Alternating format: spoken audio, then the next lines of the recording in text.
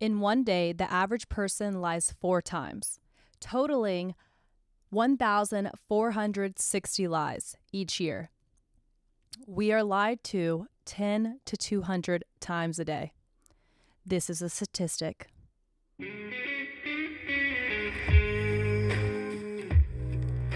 Welcome to Dirty Datini. I'm your host, Christina Kane. This is the unfiltered podcast that takes you through the dirty truth of dating, modern romance, relationships, and most importantly, self-discovery. Remember, love isn't always neat, and sometimes life is on the rocks, but it's sure worth the mess.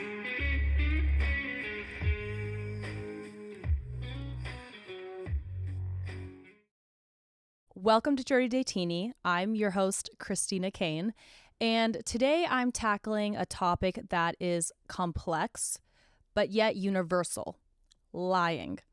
Lies have the ability to cross our mouths. At times, we may not even necessarily notice, especially in relationships.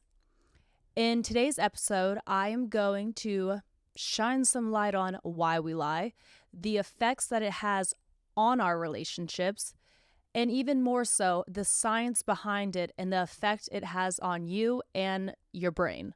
From the smallest to harmless white lies to lies that are of a greater substance, that have an extreme weight to them, lying is still lying. Lying in your relationships causes your connections to turn into total chaos. What once was harmony is now havoc. And that's not a relationship anyone wants to be in. Lying erodes the foundation of trust, openness, and vulnerability. And without trust, openness, and vulnerability, I'm not sure what foundation you have for a relationship. So, without further ado, let's get right into it.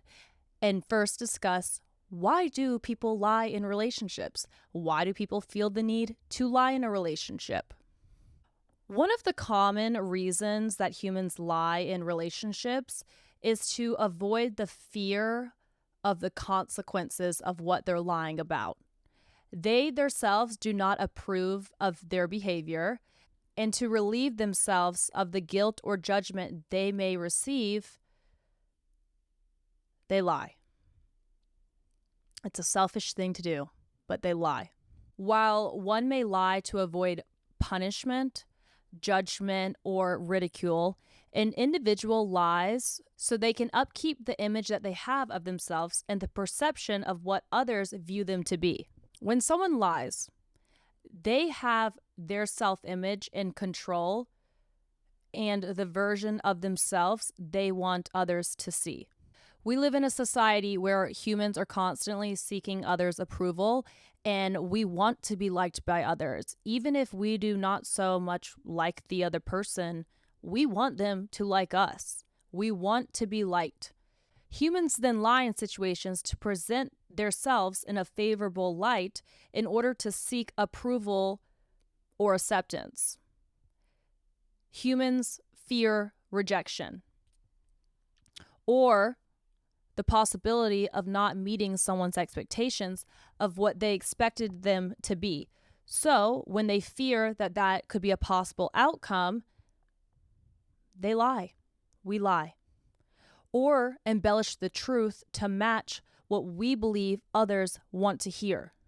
But what happens when we are not just lying about ourselves and the version that we are fabricating to other people, our accomplishments, and the human we truly are? What happens when we lie to others? Why do we do it?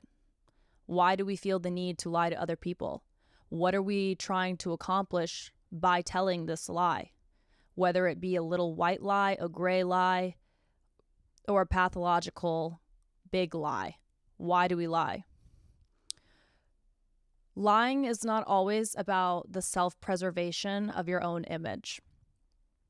Sometimes, at times, people lie with what they believe to be a good intention in their mind. In their mind, they are protecting their loved ones from any pain, worry, or disappointment that the truth may cause. Lying in this case may be to spare someone of their feelings or prevent them from feeling emotions the person doing the lying doesn't want that person to feel. While it may seem considerate, it is a very selfish act. You are controlling the outcome of the situation for your own benefit by lying. And when you lie, lying can lead to increased stress and anxiety, both for the person telling the lie and the one being lied to. Once you tell a lie, in order to keep the lie truthful, you have to remember your lies and maintain a false narrative that you have created. And when you lie and have to maintain that lie, that is constant worry, stress, anxiety. You could drive yourself mad just trying to remember, what did I say? When did I say it happened? Who was there? That's why you see in true crime shows, they have so many different tactics when they're talking to someone. Sometimes they're more empathetic and they're willing to hear the side of what happened to them or what they did or what they're being accused of. Sometimes they're more aggressive to see how the person handles telling their truth in a high stress environment. Many times they'll have them tell the story all the way through, then have them go from back to start. Does the story add up? Because people who are lying, they practice their words and they recite their words to paint the perfect lie and get the story in their mind. But what they don't practice is telling the story backwards and really having it ingrained in them. And when someone asks you to do that, if you're being accused of a crime or a lie of any matter, you didn't rehearse it backwards to forwards. You rehearsed it forwards to backwards. So now you're kind of in a fucked position because you're going to squirm and try to figure out in that moment, put on the spot, how do I tell this lie from backwards to forwards? And that's just exhausting. It's so much easier to tell the truth. It's so much easier for all parties involved. Also, when you lie, there's mannerisms that we will later get into that people tend to do. But my point being, it's exhausting to lie. You have to maintain the false narrative that you created in your mind and that you told for the rest of your life in order to not be caught in that lie. Lying in the long run has many more negative effects than positive effects. Lying often sets off a chain reaction, like I was just saying. And you end up telling many lies in quick to conceal and support the first lie. So now you just have a whole collection of lies. One of the most blatantly obvious effects of lying is a breach in trust.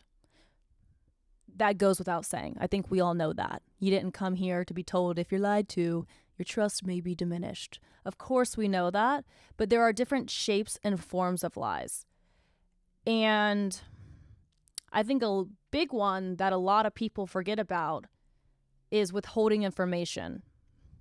If you are feeling that your friend or your family member or your partner should probably know something and you are withholding that information, that is a lie. It is a form of a lie. A lot of people think you have to be asked something in order to lie. Where were you last night? Whose panties are these? Did you really fall asleep or were you out? A lot of people think that then motivates the start of a lie. But if you are withholding information that somebody should know, that's you lying. So keep that in mind. Right now, I am currently withholding information that someone should know, but I'm going to tell them. That's the difference. So if you fail to tell someone information when it is important, even if you are not asked, you are withholding the truth, and that is a lie. Ladies and gents, that's you lying. And once you lie, regardless of what the lie is about, there is now a lack of trust. It is especially worrisome when someone lies about something that should not even be a lie, because it is such an insignificant matter. Because when you lie about things that are so insignificant, the person being lied to then realizes, okay, if they're capable to lie about something as small and irrelevant as that, then they're capable to lie about just about anything. And I would put them in the category as a liar.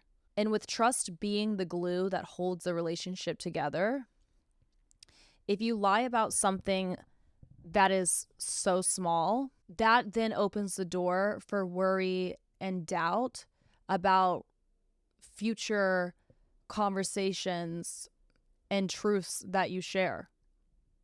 Because that person may not believe you're even telling the truth because you previously, last week, just lied about a simple question. And without trust in a relationship, there is doubt, there's uncertainty, there is worry. And if trust has not been established or trust has been broken in your relationship, it is very challenging to rely on that person. Yes, trust can be rebuilt after it's been broken. It can be molded back together after it's been compromised. But it takes dedication and time and consistency and a lot of genuine effort for an open and honest relationship moving forward. And a lot of people get caught in a lie and they just want to move forward with the relationship and have the person that they lied to just let it go, put it in the past. Why do you keep bringing it up? But that's the bed you chose to lay in. If you're going to lie in your relationships and then get caught, you have to deal with the consequences. And if you want to remain in that relationship, you have to know that it's going to take dedication, hard work, and consistency on your end in order to regain that person's trust. Because a lot of people lie and then they get caught in the lie and they want to stay in that relationship, but they don't want to do the work that it takes to regain that person's trust. They just want that person just to trust them again, get over it, and put it in the past. But that's not how it works. When you lie, there are consequences. It is also important to remember to have compassion and understanding within your relationships. Make it a safe space for conversation. If every time you ask someone something and they tell you the truth and you have an overreaction, whether you be angry, whether you be emotional, whether you be high-tempered, then people will start omitting details or lying to you because you have not made it an understanding and safe space for people to be honest with you and to avoid any melodrama. One may be encouraged to lie for the sake of the reaction that they are expecting from you. A lot of people lie in their next relationship that they're going to have because they've kind of been traumatized in a way from when they tell the truth. It was a grand fiasco overreaction. So that permitted them from feeling like they even wanted to tell the truth. They instead wanted to navigate what's the easiest and best way to get over this. And sometimes it probably would be a lie. I'm not justifying them lying, but I'm explaining as to you why they did lie. And so if they were in a relationship where anytime they were asked something and they told the truth and it turned into World War III, then the next time they're asked something in that relationship, they may want to avoid going to war at all cost and just choose the safest answer, which at times may be a lie. They're going to choose the answer they think you want to hear to keep the peace. But when that happens in relationships, the next relationship that person enters, they may have a hesitation of telling the truth because they are so traumatized from the last person not being understanding when they were forthcoming with the truth. And so they got used to lying, and lying felt safe. So in their next relationship, they lie. And this is where a pattern of pathological lying can develop. Even if you are the most chillest, coolest person to have conversation with, you can be super open and honest with your partner. Your partner doesn't care where you were, what you were doing, who you're with, how late you were out. Like, you're your own adult. You're allowed to live your life as you want to be, respectfully, in a relationship. But even if you are that, sometimes past relationships put a burden on future ones because they were with someone previously who was not that. So now that they're in this new relationship, it may take some time for them to overcome the pattern of lying and feeling like, okay, I can tell this person the truth. It feels like a safe space.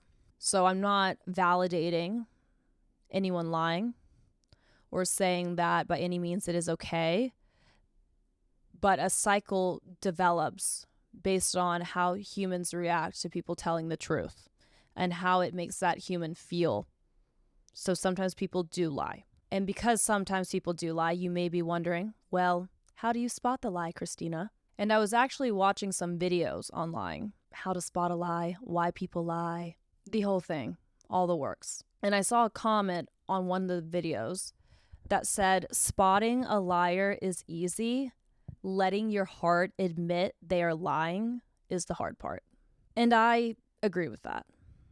I believe your intuition and your gut feeling does not lie. If you sense something is off, then it most likely may be off. The only difference is some people listen to their intuition and some people disregard their intuition because they're not in the place mentally or physically or emotionally where they want to believe that, where they're ready to believe that. If you do think someone is lying and you decide to confront someone about a lie, you better have your ducks in a row and have evidence to support your accusation. No one should go around just accusing people of lying. It's not a respectable thing to do to anyone by any means. It's quite offensive to be accused of lying, especially if you're not lying. So if you are going to accuse someone of lying or confront someone about lying, make sure you do your research and have your facts. Have concrete facts and examples to support your accusation. And with having facts, I have received questions. I have received questions in regards to how to approach bringing up a discussion with someone when you caught them in a lie or feel like they may have lied via stalking, creeping on the internet, searching on the World Wide Web. And my advice to that is probably not going to be something that a lot of people want to hear. They probably thought I was going to give them something much more sane.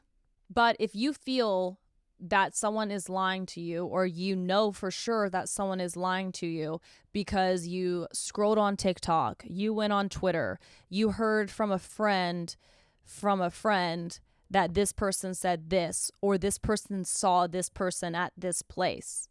If you have all your ducks in a row and have your concrete facts as to why this person could be lying, and your gut feeling is telling you that something is off and you are going to confront this person, well, they're going to ask, where'd you get that from? How'd you find that out? And my advice to you would be to be honest and say how you found out about the lie. Whether it was scrolling on TikTok, whether it was scrolling on Instagram and you were all the way down in 2014 looking at comments, whatever it be honest with that person, because we all do it. We're all nosy. We're all curious. We're all looking for facts to support our hypothesis. So just be honest about how you found it. I don't really think there's any shame in it. If people say they don't quote unquote internet stalk, then they're lying. And if they don't internet stalk, then they were born in the wrong era. Because if you approach someone about a possible lie and you lie about how you found out about that, well, you're no more in the right than the other person, because now you're lying to them about their other lie. So now we have two liars on our hands. And when you lie, it's never just one lie. You usually will have follow-up questions that you will then have to create lies for, your original lie. So as uncomfortable as it may be to say that you were stalking or scrolling on the internet and found this out, just be transparent, because we all do it and we don't need to feel like there's judgment around stalking people on the internet. If you were to lie, there may be other people that you then have to bring into that lie to support your lie. So now while you're confronting a liar, you're becoming a liar, but you're also encouraging and asking others to lie for you. So instead of creating a world of honesty, which is what you want, and that's the whole reason you are confronting this person, you're creating a world with a web of lies, which would also be quite hypocritical for you to do. To confront someone about lying when you're lying about the facts yourself.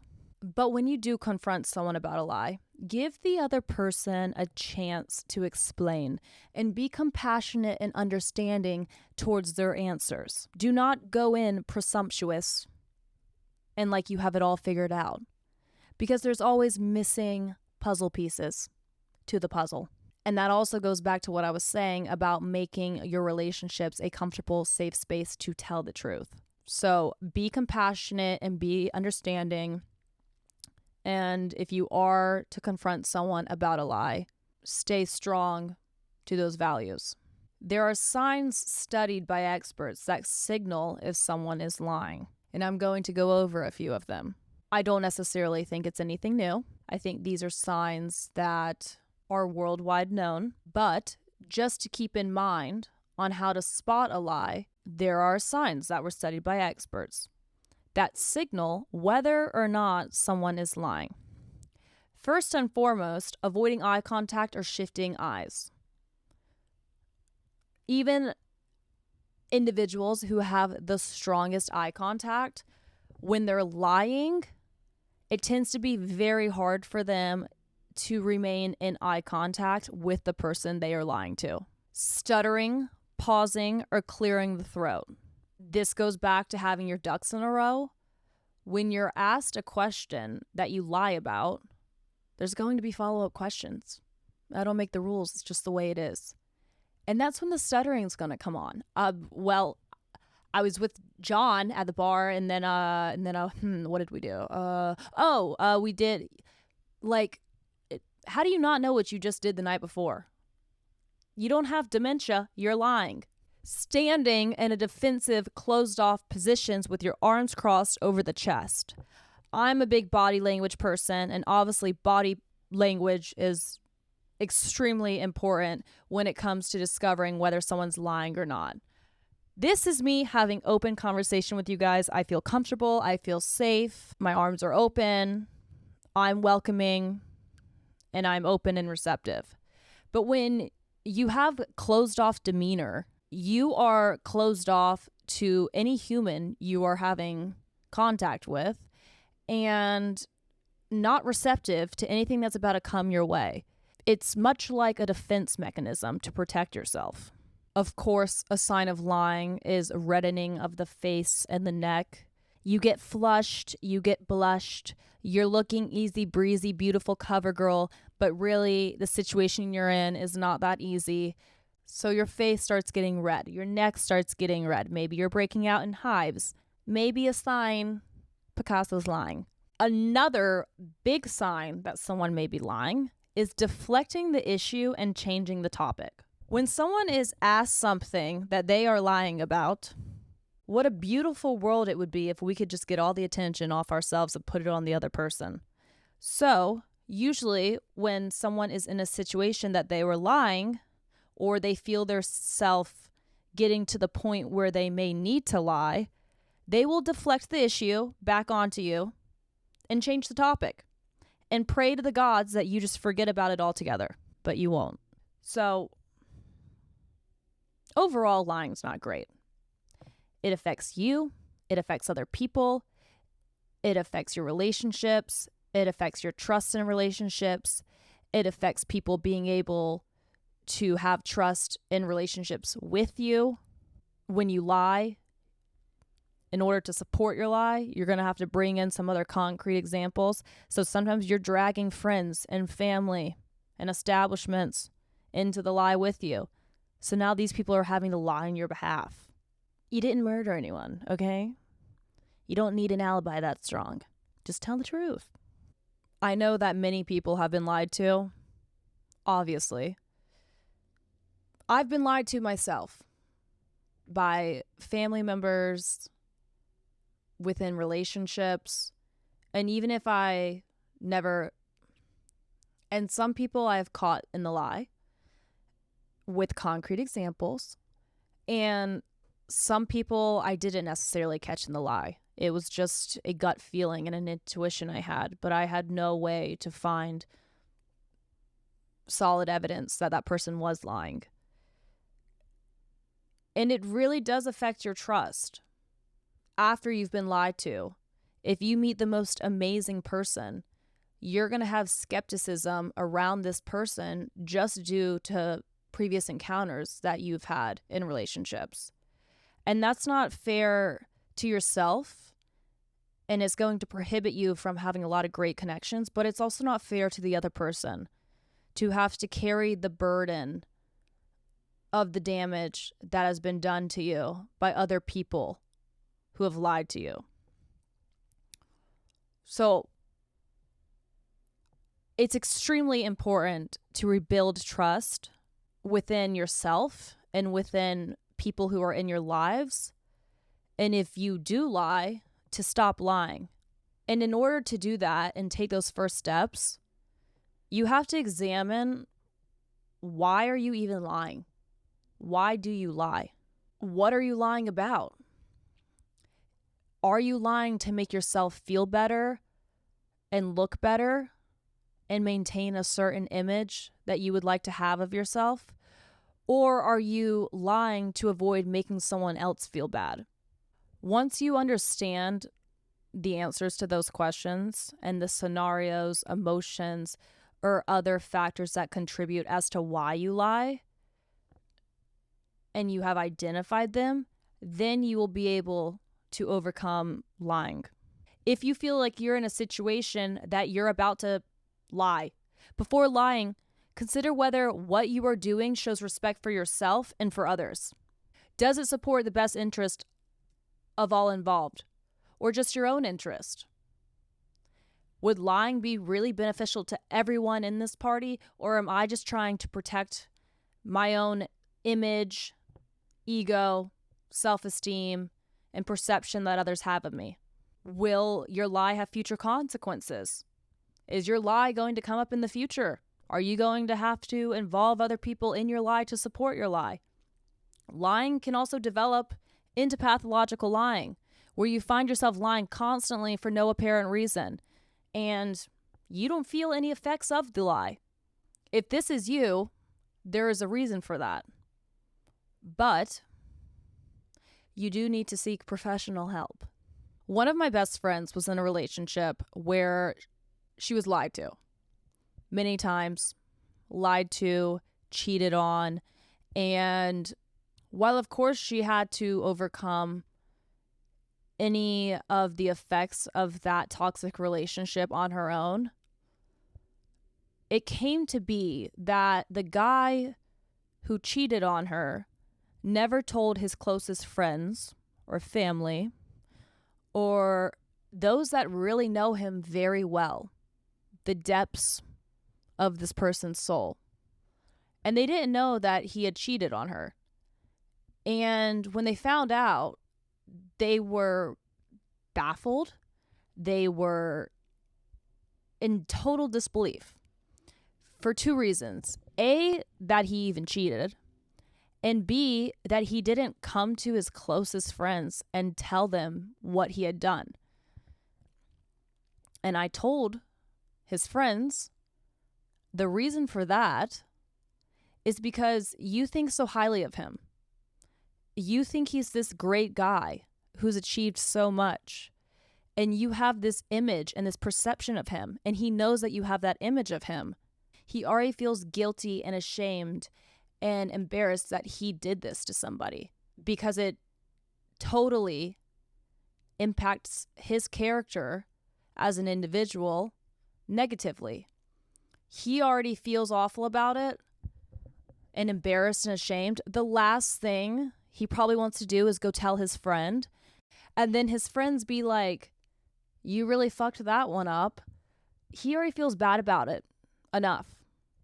So most of the times when people do lie or they cheat and they are already so ashamed of it, they're not going to want to tell people closest to them that they lied or cheated because they're trying to remain the false narrative that they have projected to everybody. They want you to continue to believe that that is who they are. Of course, there's many reasons why people lie: low self-esteem, an upbringing where they saw it happen continuously, relationships where they feel like it's not a safe space. But that doesn't justify lying. It helps you target and identify why you do lie and how you can overcome the lying. But guess what? There is a science behind why we lie. So let's blame science as to why we're all fucked up human beings. Science plays a role in lying, and this is how. There is a studied science. I'm not just making this shit up. Experts and researchers have discovered the science to lying and how it affects your brain. There is a science to lying and the numbness that happens over time to the lying. Over time, with repeated dishonesty, the brain's receptors can become desensitized to the effects of lying. When one person lies, their stress levels rise. Their blood pressure increases. Their heart rate goes up. That is why we are able to usually spot liars in lie detector test. But the more you lie, the better you get at it, just like anything in life. So the more you lie, the more you are desensitized to the effects that it is having on your body with the lie. Therefore, that makes it easier for individuals to lie without experiencing the usual emotional or physical discomfort. And studies have shown the part of the brain associated with emotions is the, one moment please, the amygdala shows a reaction when individuals lie. But over time, with more lies, less activity is shown in that area of the brain when lying no longer stirs up negative feelings or impact on your conscious. And when it no longer affects you, you're able to increase the magnitude of your lies. Congratulations. And that is why, just as there's lie detector tests and a lot of people fail them, a lot of people pass them because they are masters of lying. They have lied so much in their life that they are not even affected by lies anymore. They're able to remain calm and tranquil in situations, and they lie so much that sometimes they even start to believe their own lies. They can't decipher the truth versus a lie. To them and to their mind, it is all the same thing. So next time you lie, keep in mind that your choices do not just affect your outside world, but also affect your inner mind, your well-being, your character, and your emotions long term. With all that being said, we've journeyed through the motivations behind why people lie in their relationships, explored the lasting effects that deception and lying in relationships has on yourself, but also future relationships, and also dug into the science and the research behind the act of lying and the effect that it has on your amygdala. Understanding why you lie is not just an exercise in dissecting human behavior. It's a roadmap to healthier relationships. Lies can come up for many reasons.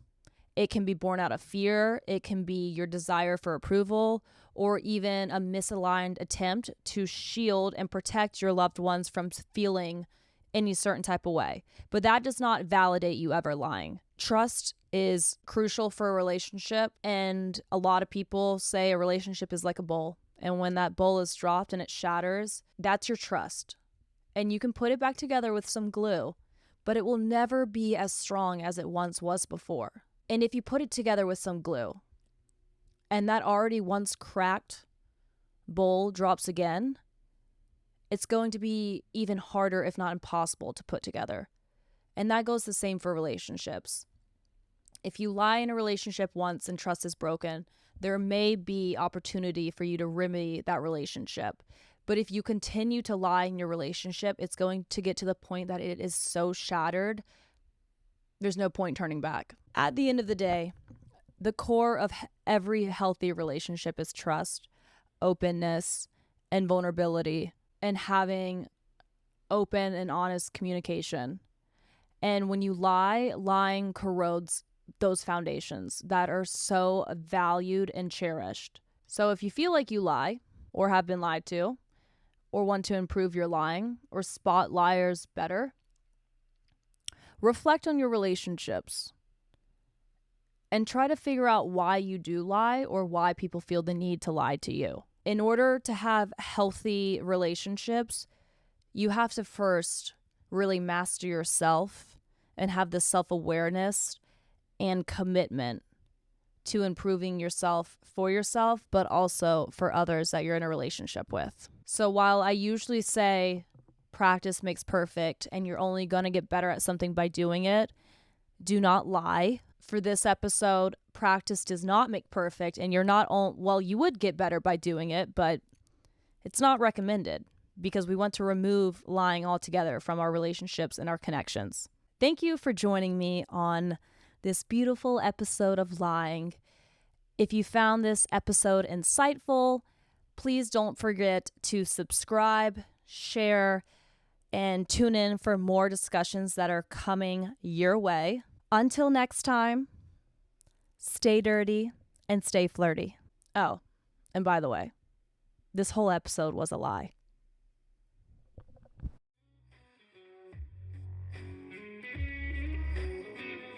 Before we get back to reality, if you're hearing this message, you've listened to the entire episode. And for that, you're iconic. But before we part ways, I hope you enjoyed this episode. And if you did, don't be shy and leave a review. Thirsty for more? Follow Dirty Datini on Instagram and TikTok at Dirty Datini. Oh, and just remember, we're on this journey together. Until next time, stay dirty and stay flirty.